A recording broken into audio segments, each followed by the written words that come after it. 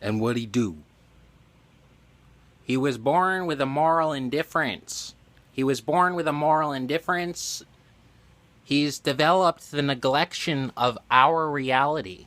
He's purposely neglected to experience consciousness through his God-given senses in our reality, in our great nation under God. He's rejected his cognizance, he's rejected his digestion of senses, and he is inept to interpret what little his cognizance to ingestion may digest for his interpretation and perception. He is inept to perceive our reality under God in our great nation.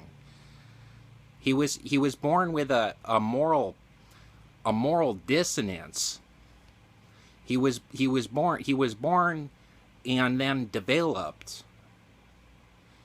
He was born with a genetic predisposition for developing a moral dissonance, and that choice was his own, to neglect our reality, to denounce his God-given senses and purposefully reject our reality under God in our great nation,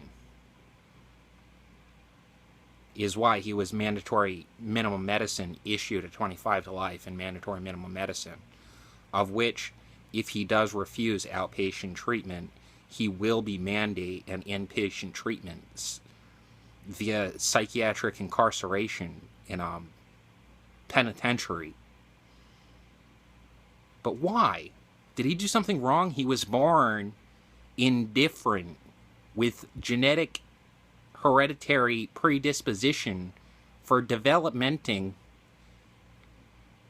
the neglection, the rejection of our reality. He's indisposed his senses for a subjugation of his creativity in place of our great nation. He is inept to perceive, cognize, and or ingest his God-given senses upon his choice of neglection and rejection, reality, God, and our country. Bang! 25 to life.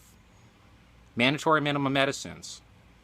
And if he chooses to vote no on the outpatient program, he can be forcibly dragged to an inpatient program, which can lead to the duration of his